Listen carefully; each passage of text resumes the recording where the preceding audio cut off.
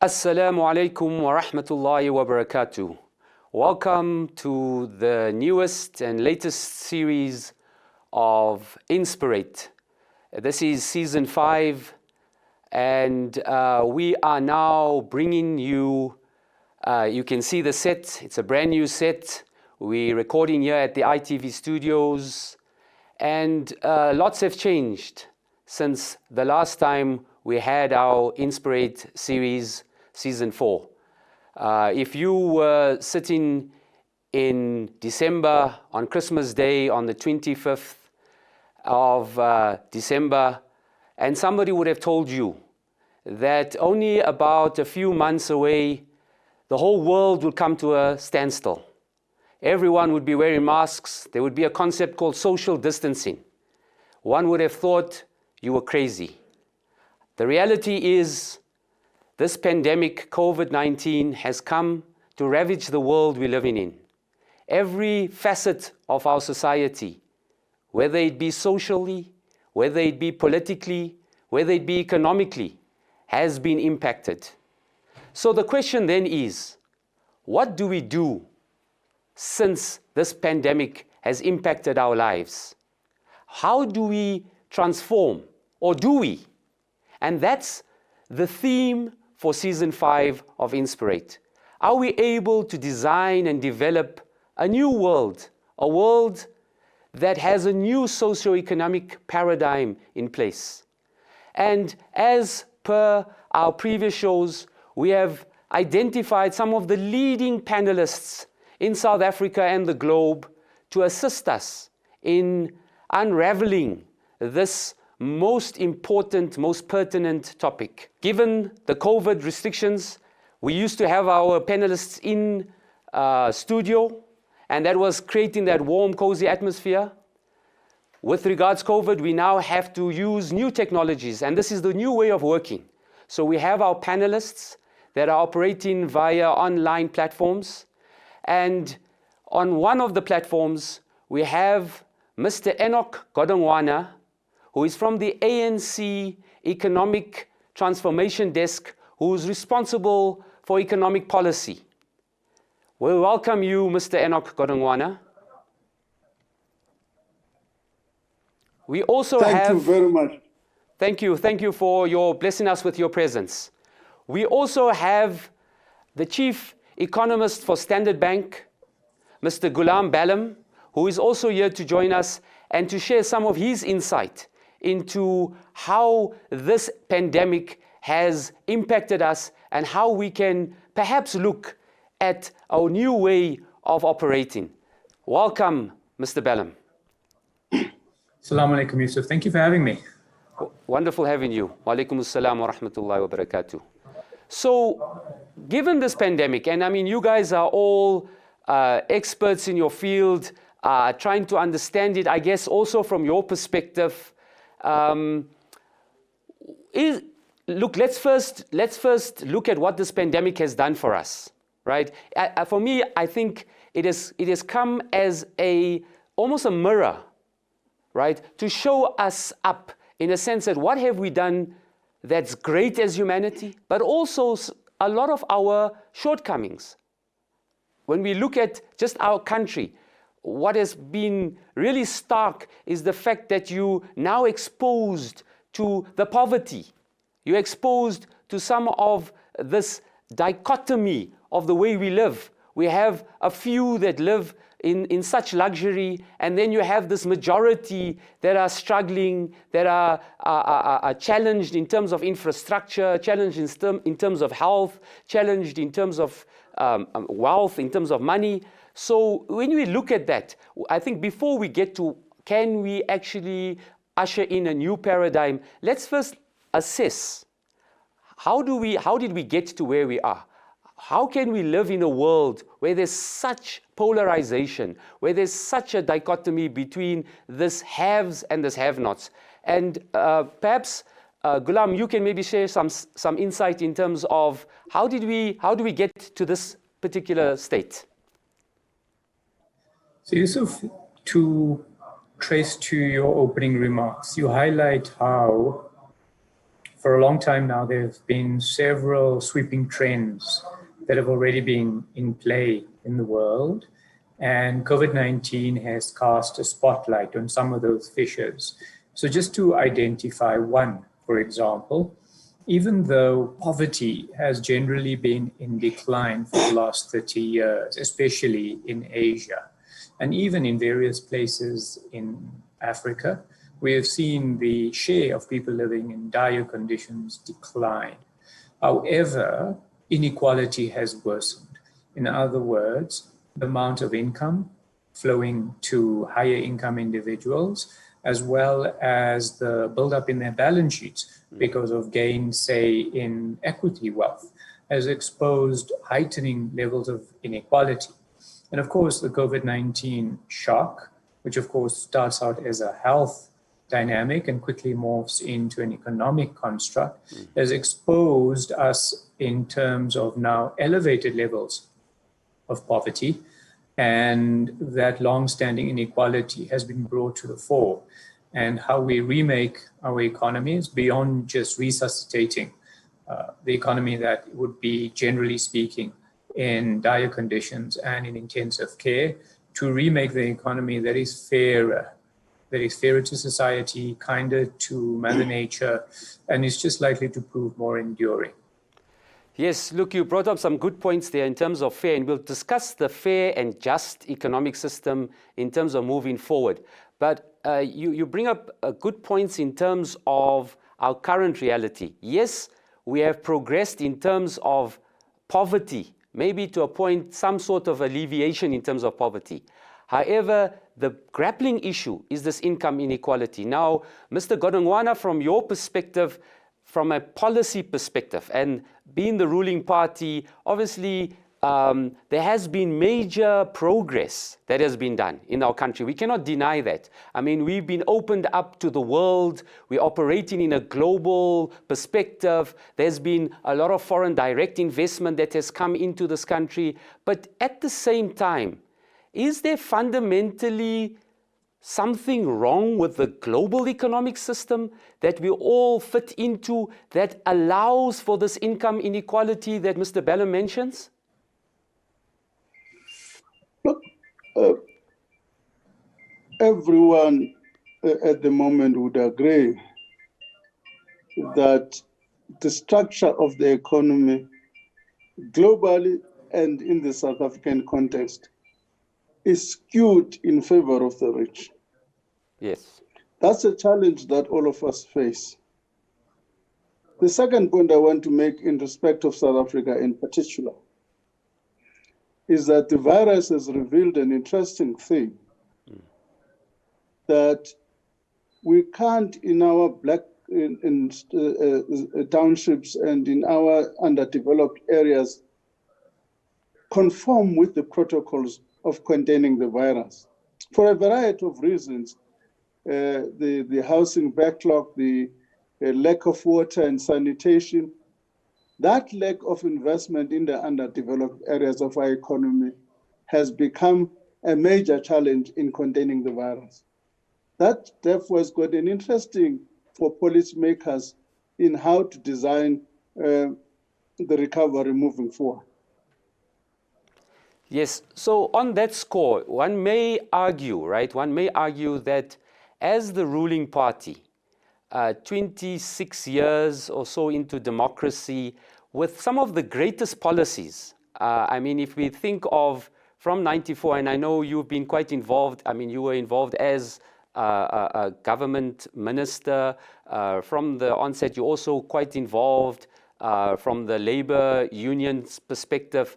When we look at it, right, and we look at the different policies, right from the Reconstruction and Development Program, right through to GEAR, right through to now the NDP, you know, many say that we have some of the best policies as government in terms of trying to be inclusive. I mean, the president is now talking a lot of an inclusive economy. We have some of, I mean, we've tried to address the imbalances of the past through our BEE policies, through our affirmative action policies. Yet at the same time, the reality is 26 years later, we still talk of an economy that is still in the hands of a few, which the reality is, and we cannot ignore that in the South African context, this white-black race issue in the sense that the minorities still control the economy. Now, is that a failing of government? Is that a failing of the private sector? And maybe, Ghulam, you can also bring in your elements, also coming from the financial institute perspective. Where have we failed our people, if I may call it a failure? Let me defer first to ENOCH. I'll follow. Okay. Okay. Let me just say, let me just digress a bit to demonstrate the point. I was listening to ENCA. Right. One guy is saying, President Ramaphosa is facing two pandemics. One is the virus, the other one is gender-based violence. You know what is wrong about that statement? It's a statement that's saying these two challenges belong to one individual, which is the president. Whereas the nature of the challenges are such that these are societal challenges. To what extent we as society can mobilize our resources together as a nation to achieve those objectives. That comes to this kind of problem we're facing. One of the difficult challenges we're facing in South Africa, how do you change this imbalance, which is in favor of whites, but at the same time be able to construct a nation and social cohesion in our society? Those are kind of balancing challenges a government of the day faces, but it can only succeed in balancing those two challenges in working together with all members of society. That's where the problem is. And at the initial stages, we had what was called the sectoral charters, including the financial sector, which was beginning to say, how do we make sure that we can bank the unbanked, we can intervene on low-cost housing, we can make sure there's access to all those sort of things. So these issues require national effort in order to change the imbalances.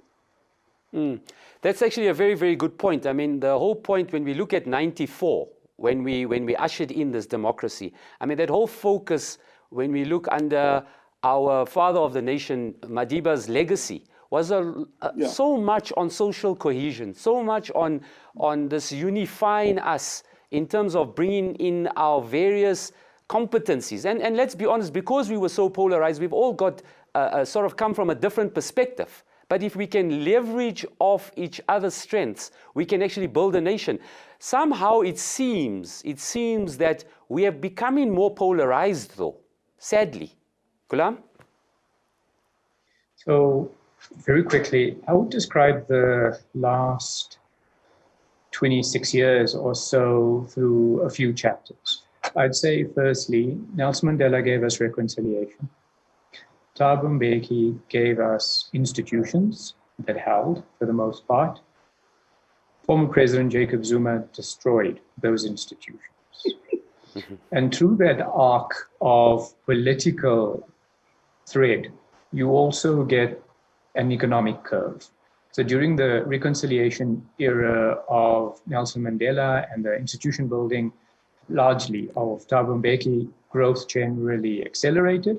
And in fact, I'll be so bold as to say South Africa's black middle class was really mushrooming and founded in the early 2000s. Quite conceivably, more than 2 million black South Africans joined the middle class during that robust period of growth. Ghulam, can I just, sorry, Ghulam, I'm going to just stop you there. We just have to take an ad break. It's actually a very, very important point that you brought in. And I want to just delve a little bit deeper into when you said the three eras, right? The Mandela era, the Mbeki era, as well as then, of course, the Zuma era. So we'll take a quick break. This is a really hot topic we're having at the moment. And as soon as we come back, we'll get back into the discussions. Thank you.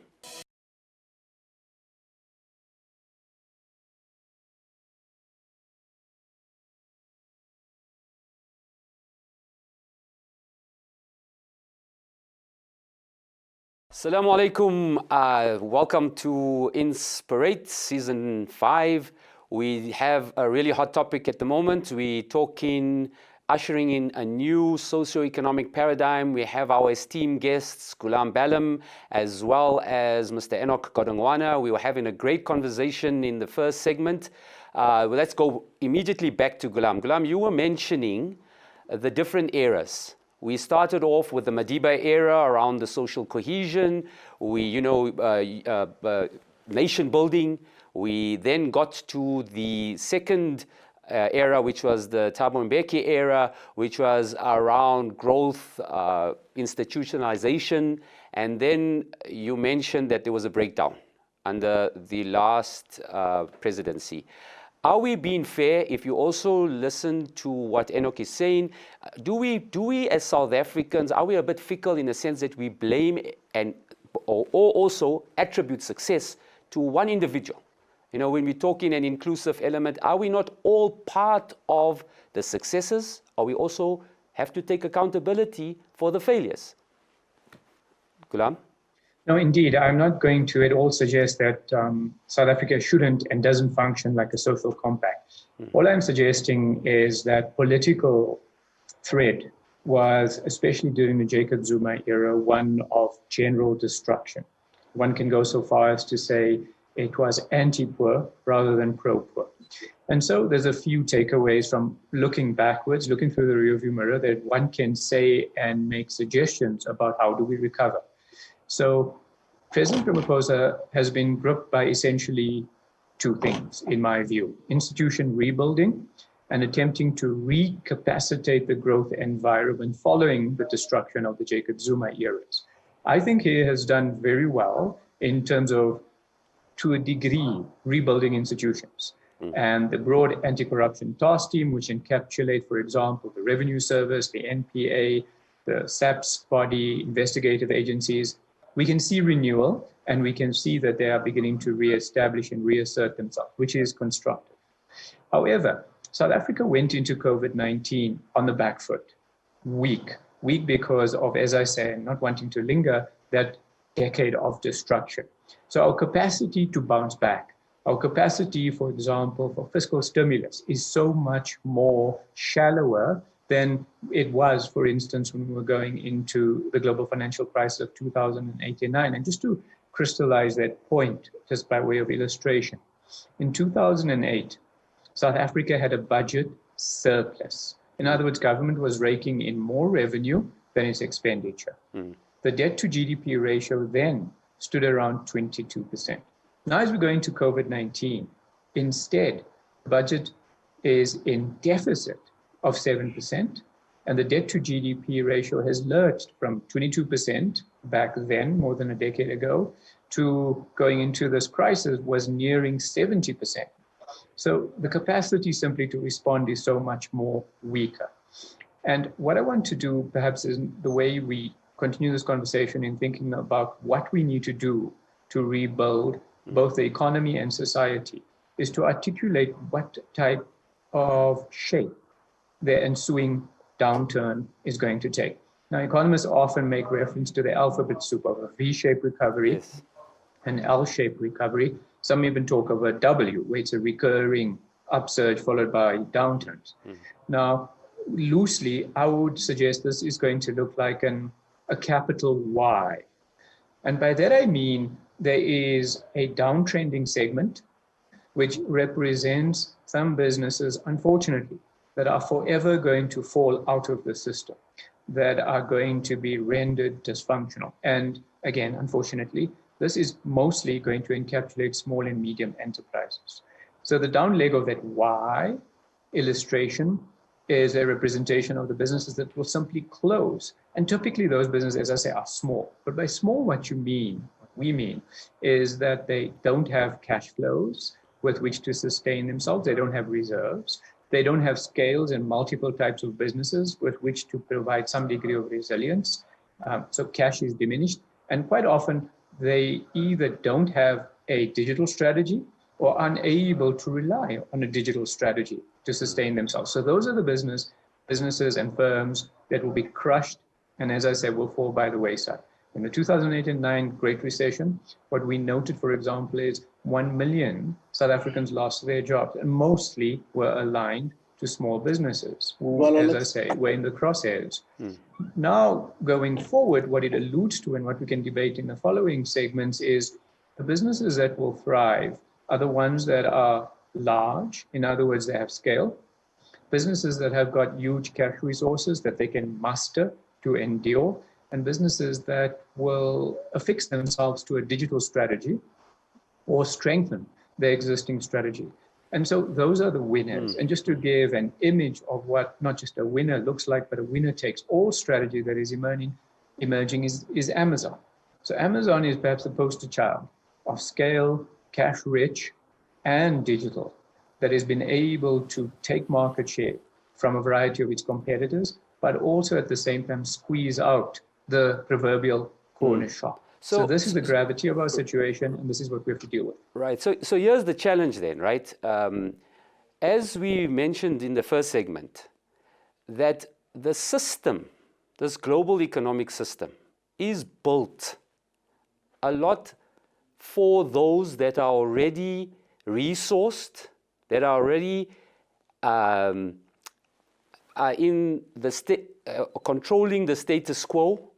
Now, so how do we then, if that is the case, if what we're saying here is that your bigger businesses, those that are more resourced, have got better cash flows, are in a better position to deal with this crisis.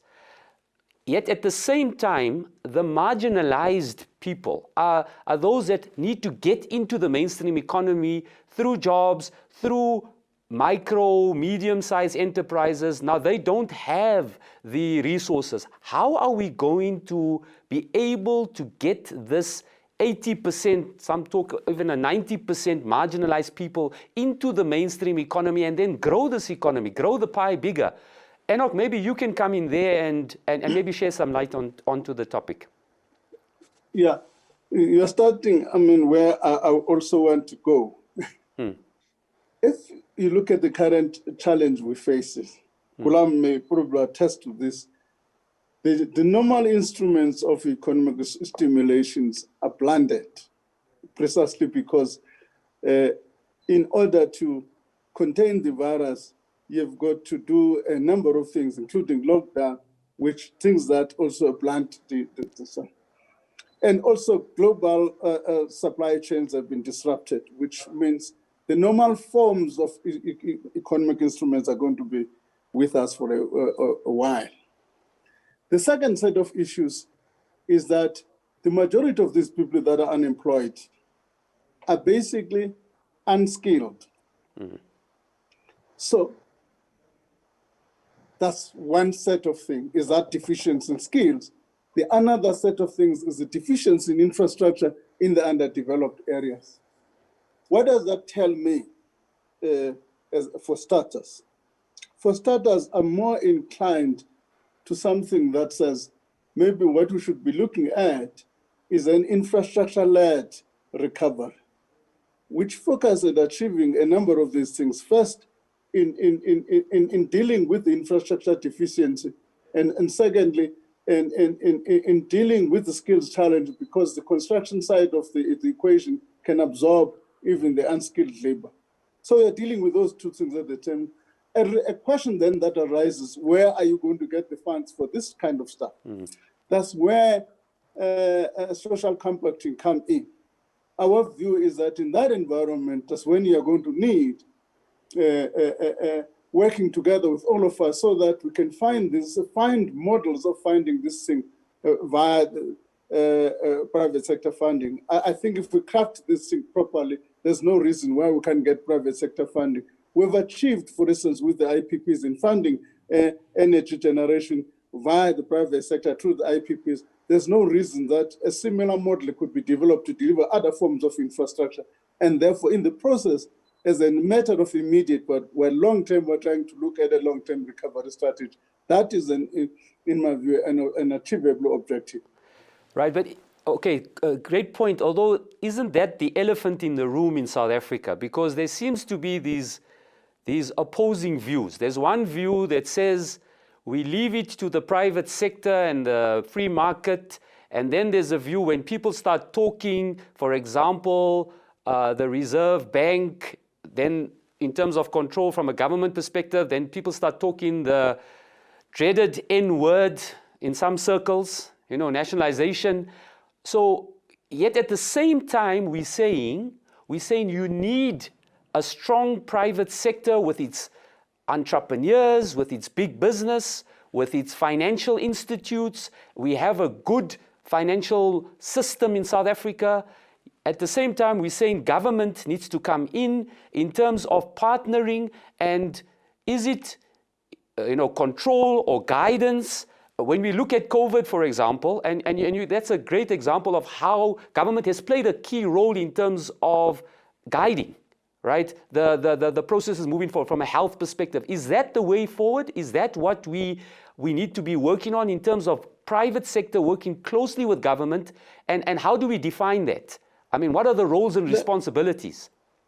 Let me just say that to me, that should be an outcome of social compacting, of social dialogue. Let me just say one of the interesting things about the virus, even in the health sector, the lines that were blurred, it has just closed them.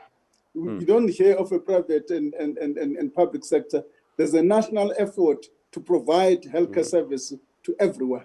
And I think in this crisis, there should be a commitment by all of us that we've got to break out of this crisis in a manner which deals with some of the poverty issues that are confronting us. In that sense, we've got to be practical. One of the things we're saying in our document, which we're releasing tomorrow, is that that's exactly what the role the state must play, not only to look at public ownership and public investment, but to look at providing guidance to society.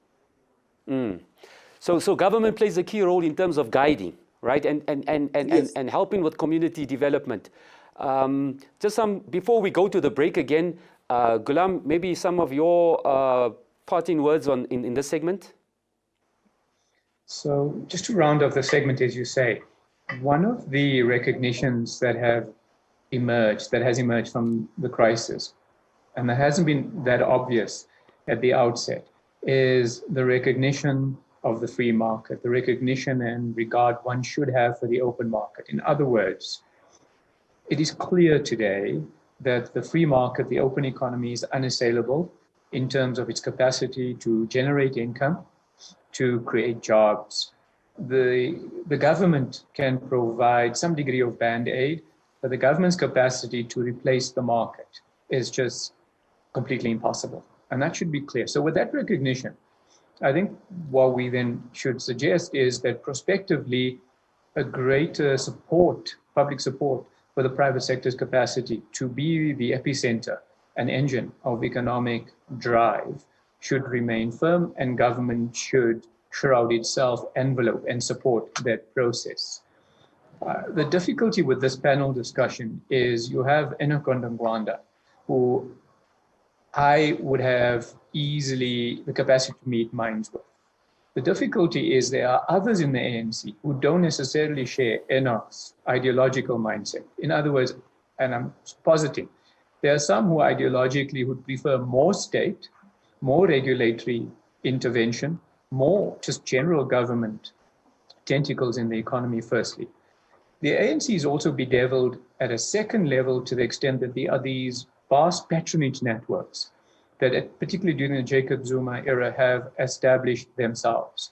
So there are these patronage networks, politicians sometimes, and sometimes elites who are tied to politicians, who want to inject rigidities into the state. So whether it is in coal mining, whether it is a reluctance to move to renewables energy, or even vested interest in other areas of the economy. So these patronage networks then limit the ANC's ability to, even though ENOCH has suggested so, and I agree with him, and I believe his resolve to drive it into a realm where recognizing the only balance sheet in town is the commercial private sector. Consumers are beleaguered. Their balance sheet is not going to lend itself to resuscitating the economy. Government's balance sheet through the fiscus is also in dire straits, and the capacity for a state-led fiscal stimulus program is also constrained. So it is the private sector's balance sheet that the state needs to crowd in, that President Ramaphosa needs to crowd in, and a social compact that reinvigorates trust of the burning platform of the former president is the foundation stone. Okay, great. We thank you for that. We just about to go to another break, and immediately after the break, let's get to some of the practical solutions in terms of this social cohesion, social compact that we talk about. We'll see you immediately after the break.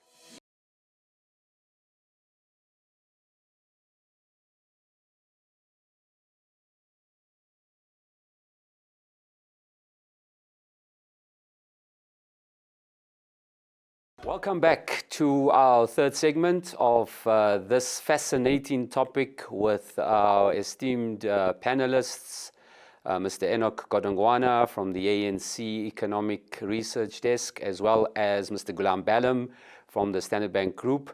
We've also been joined in studio and welcome Mr. Malik ARAFAT. Malik is a political activist, has been involved in socio-economic activism on a community level. And I know you've been listening to some of the discussions. And what I'd like to get from you, Malik, is just your perspective. You know, we're talking the impact of COVID on our lives. How do we usher in a new paradigm? Is there a possibility for a new paradigm? Can we continue on the same trajectory that we have been? The panelists have shared their insight in terms of how we are as a country, we have some major challenges. The fiscus is not as strong as what it was. There has to be this inclusive social compact. The various elements of society, may it be labor, may it be the communities, may it be government, financial institutes, big business, small business, all galvanizing, civic organizations, political parties galvanizing. And just before the break, Mr. GODONGWANA mentioned that if you take the COVID crisis and we look at how we're dealing with it, nobody is concerned about who's responsible or who is accountable for whatever they're doing. It's just humanity or South Africa as a nation that's undertaking this task to combat this silent enemy. From your perspective, what is happening on the ground? I know you come from the communities, you do a lot of community work. What is happening on the ground? What are the people saying? And then we can then allow the panelists also to shed some light in terms of understanding. Yeah, thanks for having me. This is a very interesting era in our time because suddenly we have a situation where the whole world is under lockdown, literally. And then, you begin to realize that, in fact, at the local level, either people have abandoned their responsibilities or have, been taught to believe that they cannot do anything on their own, or that they're totally dependent on government. And in this instance, government is also linked to what is happening globally. So they've got to respond to, the global, injunctions as to, how to deal with the COVID-19 issue. But then, it's going to create a situation where really people are going to start thinking. And I know you hear people beginning to talk as to what is it that we should be doing? How should we get out of this? Is our government responsive enough? Are the trade unions responsive enough? Are the churches responsive enough? And really what it points to is that there's now going to be the time when people are going to realize that this matter is in their hands, that the local communities at the local level must begin to look at a new socio-economic paradigm, that they themselves have to lead the government rather than being led by the government, that they themselves will have to begin to reshape how the economy operates, that they would challenge, for instance, at the local level, your local municipalities, your bylaws, that have made it very difficult for people to trade, all because that trading on the street challenges your big companies. And so the big companies are protected by law, and the small business operator is unprotected. So if there's any activism, that activism has to go at the level where we challenge government and say, away with the bylaws that are the apartheid written bylaws that made it impossible for the small business person to operate. I know a lot of is talking at the high level where talking about no, you bring in some very, very practical points, right? Yes, I mean, yes, you bring in practical points on the ground.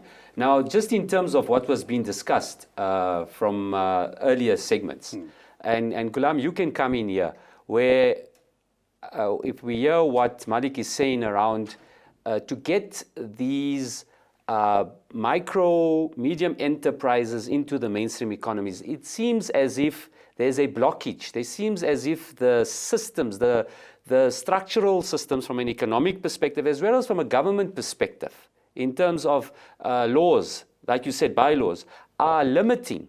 How would you relate to what Malik is saying, Ghulam? So firstly, greetings to Malik. And he is casting thoughts surrounding what broadly we would refer to as red tape.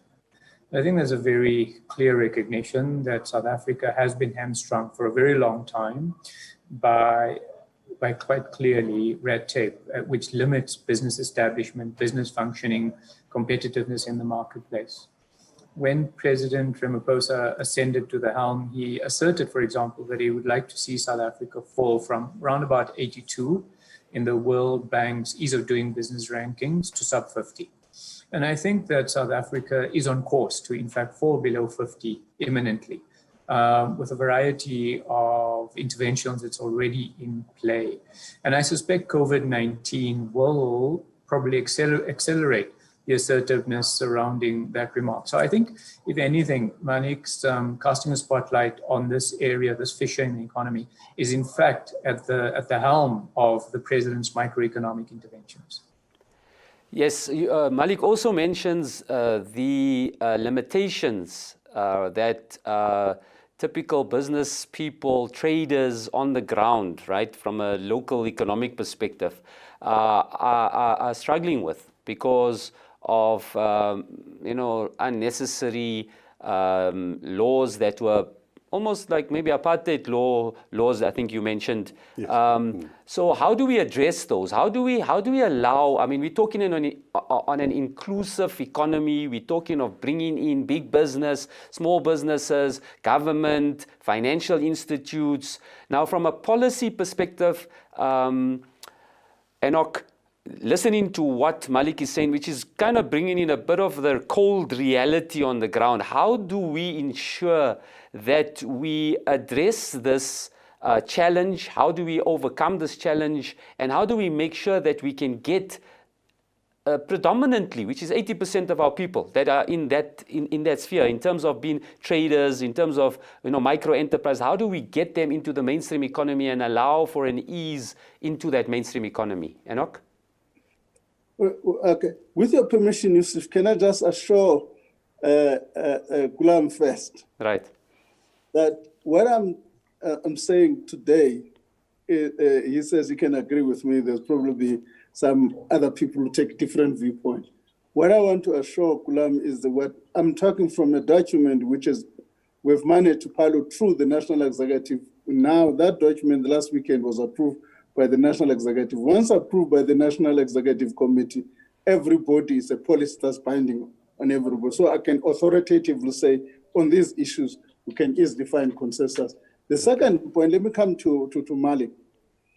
I share some of the points he's raising. Let me just give you a typical example. Some of them is not apartheid-based, but is also collusion. State-owned institutes, for instance, in the construction sector, when they prescribe a brick, they don't say a brick must meet certain standards. They prescribe a brick of a specific company. That's collusion. It's wrong. So what I'm trying to say, from this social compacting, we're calling for people like Malik who have got experience of certain regulate. We cannot be exposed to each and every bylaw in any municipalities. Is that kind of cooperation we want to hold so that we can reduce regulatory burden on people? That's the challenge we need to be talking about. I mean, I can't find reason why they prescribe a particular company's break on a tender. Yeah. And also with the advent of COVID, I think it's to use the analogy from, and I know Ghulam, you quite a sportsman, and I'm not sure if you play tennis, but it's new balls, please, right? It's the new game, right? We need to be doing things differently. We need to be thinking outside the box. We need to be coming up with fresh ideas. And if we are to address these challenges, this income inequality that we talk about, surely we cannot be doing the same. Surely we cannot be operating with the same mindset. We talked earlier about why is it not working? Why do we have all these great policies, but why is it not working? Is it because there isn't this will? As now COVID come in and at least conscientized us to be able to say now we have to make things better together and do things differently. Before we go to the break, if you could just share some of that insight, Ghulam, in terms of what ENOCH was speaking about, as well as Malik. So, Yusuf, I don't want to be looking to the rear view mirror at great length, but just to say this. During the Jacob Zuma era, trust between social partners, business, labor, and government was deeply, deeply frayed. Social relationships across race groups also were mired, and deliberately so, because it was a strategy with which the former president was able to bulk up his constituency, for example. So divisiveness was very purposeful. So now you have a new president who is attempting to remediate, to reinforce trust, to create a unity of purpose across society, not just within the ANC, and to be able to heal those fissures across race groups, across income groups. And no doubt it is a Herculean task, and I would endorse the steps that have already been put in place, but it is going to be a protracted journey that, if anything, has now been further stunted by COVID-19, unfortunately. But that said, I suspect that, and I'm deeply enamored and comforted by what ENOCH says, that there seems to be a unity of purpose emerging out of the ANC. In other words, the ideological constraints of yesteryear seem to be shed, and there is a singular path forward. Those with patronage are clearly in abeyance. Patronage networks tied to the state are clearly in abeyance and under siege. And I think the third area is that government has been rendered incapacitated. Government's effectiveness, capacity to be able to provide public goods has been rendered somewhat weaker because of the hollowing out of the state, especially during the Jacob Zuma era. And so there's a reliance for private sector government participation. So I think we on this path. I wait with bated breath for the imminent recovery plan that will be announced by the president. And I distinguish this from the various phases which we've seen since March, which was a health stabilization plan, an economic stabilization plan, a pro-poor support net that the state is capable of, particularly through UIF funding, for example, or also just distributions through the social welfare system. But now phase 3, call it that, which is really enlivening the economy in partnership with the state. And I'm aware of for example, Business for South Africa submission to the government, to the president, that I hope will form the foundations of the recovery plan. And I'll rather defer to ENOCH, who probably has more license to speak publicly about these things than I do. Yes, Malik, would you be able to maybe give some insight in terms of, again, we now need to start discussing some of what would be the elements of the new, right? I think we've spoken a lot about inclusivity. We spoke a lot about social compact. And when we get to the last segment, I would like to, from our viewer perspective, I think what our viewers would like to see is to see what are the practical steps that will be different that can change the lives of our people? What would government be doing differently? What would the financial institutes be doing differently? What would this new economic paradigm look like that would then deal, that if we sit in 10 years' time, we wouldn't be still talking about this income inequality, this disparity between haves and the have-nots. Immediately after the break, we'll start addressing those particular pragmatic issues.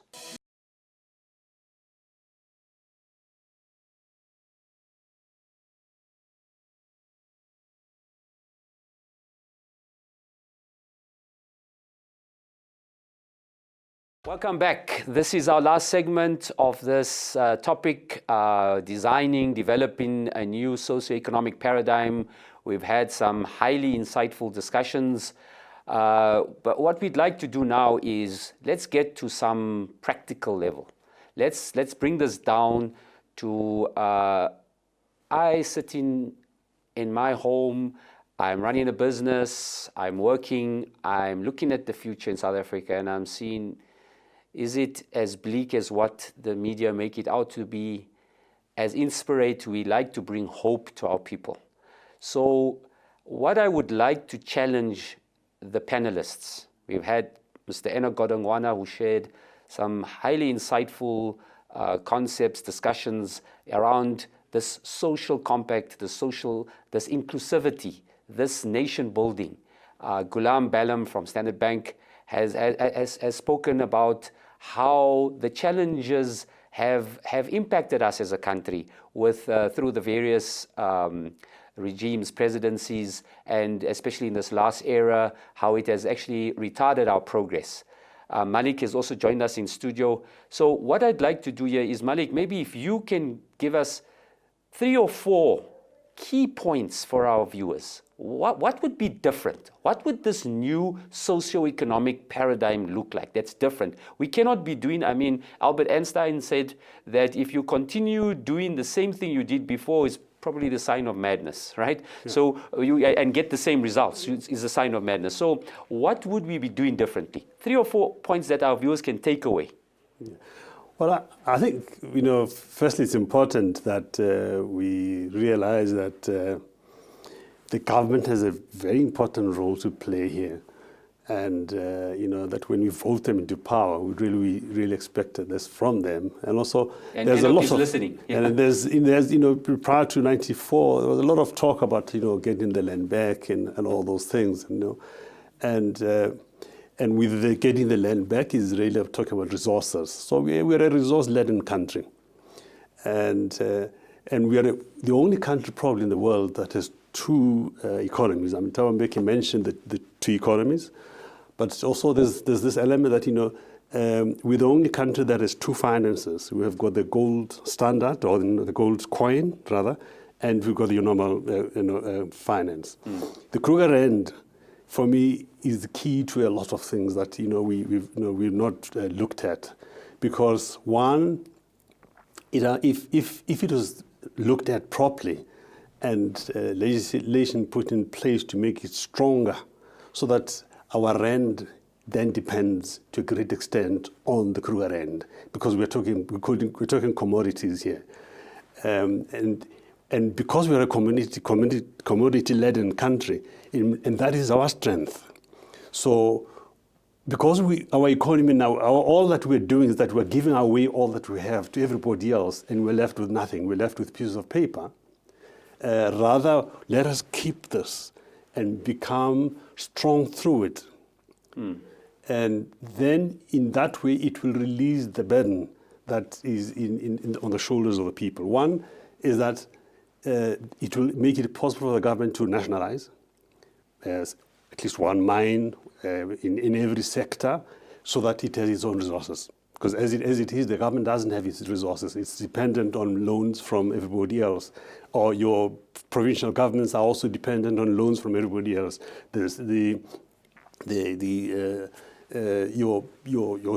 Transnet, all these institutions, your state-owned organizations are also borrowing from everybody else.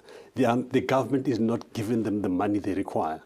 if we are going to go into infrastructural development, and that's where we should be going, then the government must have its own resources, must have its own money. The RDP failed literally because the government did not have its money. It had to go and borrow money. And that's why it collapsed. On that money side of things, this is where, Ghulam, you can come in here, right? Yes, in terms of what Malik is saying. Just hearing what Malik is saying, again, also with the viewer in mind, right? In terms of some of the takeaways, what would we be doing differently to achieve better results? As I mentioned, this income inequality that you started off by saying is one of our biggest challenges. What would we be doing differently? Maybe share some insight there. So I'm going to be unoriginal to the extent that I'm going to borrow from ENOCH. And ENOCH in the, I think, initial segment, the first segment, spoke about an infrastructure drive, a build program. And this is what South Africa now needs. South Africa needs a massive, sizable, bankable infrastructure program, which is already in the making. And it will then draw in the private sector's balance sheet, the private sector's expertise, and the private sector lending itself to providing what would otherwise be public goods. In other words, where the government previously would have engaged in infrastructure programs, public goods, now the private sector is crowded into doing that. So you bring the private sector's expertise, the private sector's balance sheet, capacities, cash into this program. And I think this is going to be an essential start. It's the trigger that brings in a wider set of activities. What we also know, for example, about infrastructure activity, obviously it requires construction. Construction has got what we call a high labor multiplier. In other words, for every 1 million rand worth of infrastructure activity that takes place, it has a higher share of labor absorption than, say, in the digital economy. 1 million rand spent on digital innovation, for example, has a far lower level of labor share and is more high skilled than low skilled. So the infrastructure drive would be a very potent and necessary starting block to kickstart South Africa's economy, and especially in the latter half of this year. And obviously, we know in the immediate recent past, just a day prior to the emergency budget that was delivered by the finance minister, the president held a symposium that sought to articulate and nurse the incubation of further infrastructure projects. I think that would be a start. The second and very quick item I would suggest is that over the near to medium term, we're likely to see the interest rate in the economy remain fairly low. The interest rate is the cost of funding, a lower interest rate, and perpetually so. It's likely to remain fairly low at lowest levels in decades for a while. For example, Stokes investment, to the extent that now the hurdle rate to service that debt is relatively lower. I'm not suggesting it will be easy and businesses will be unbridled in their access to capital and cash resources and financing, but a lower interest rate for the economy, plentiful global liquidity, does provide further thrust henceforth, should all of that liquidity be skewed with the right level of incentives into the real economy as opposed to the financial markets, the stock market, by way of example.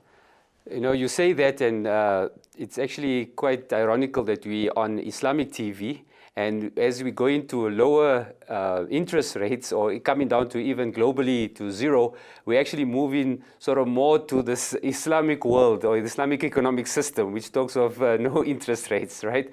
But no, point taken. If I may just quickly, yeah. You know, it's the same with Islamic finance, for what it's worth. Yes. So, however, you know, so it's the same with Islamic finance to the extent that profit sharing cost is also lower. Yes. So it's universal. Yes, no, definitely. Just in jest. No, some parting words. We've obviously run out of time. We always have these highly insightful conversations and discussions, and time is always so short. We would obviously have you guys on at subsequent shows and we can continue the subject, but just some parting words from your end, ENOCH, based on this conversation that we've been having with Ghulam as well as Malik in studio.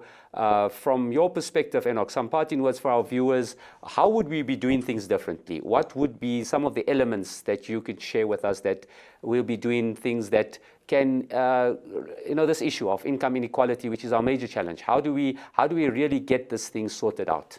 My opening thought was that the key to this income inequality is reducing poverty by investing in the underdeveloped parts of our economy. And secondly, part of that, we're saying the infrastructure, and I'm glad that Gulam and I are on the same page in relation to that. But the key issue is going to be what kind of industries we need to make sure that as we develop that infrastructure, we're not sucking import. And thirdly, we need and also a consensus around, as we do that, a skills formation in the economy, because when we recover, we must make sure that we've got the right skills. And lastly, we need to mobilize society to be along the same common vision, so that all of us must be on the same page in achieving this objective and understand that we're in this ship together. We need, if it sinks, all of us are sinking. So we need to mobilize society as a key element of this. Thank you. Thank you. Thank you, gentlemen. Thank you, ENOCH. Thank you, Gulam, for your time. Thank you, Malik. Those were really powerful words I think ENOCH brought to, in terms of parting, is as South Africans, I think if we really look at some of our major challenges, I remember pre-94, just as the advent of democracy was coming through, there were the naysayers, the doomsday theorists that said we were going into anarchy. And look at how we galvanized as a country. I remember 2010 with the World Cup, and we were told that we would never be able to pull off this World Cup. Our crime is too ridden in our country, etc. And look at what a World Cup we gave to the world. And in so many different facets of our journey, this young democracy that we are, we have really, when the chips were down, we have really stood together as a nation. I think, yes, we have the great resources that Malik talks about. We have a beautiful country. We have this financial institutes that are strong. But more importantly, we have a people that if we tap into the resources and the competencies, we will be able to achieve anything. And that's, in essence, what this conversation is about. The new way of doing things is to work together. Let's tap into the various skill sets, and let's use these infrastructure type initiatives that can get our people working and can get our economy growing. On that score, I thank you, ITV viewers, for this first series, or the first show of this series, Developing a New Socioeconomic Paradigm. We, as Inspirate, are always here to inspire you, to enlighten you, and to empower wherever you are all around the world. Thank you.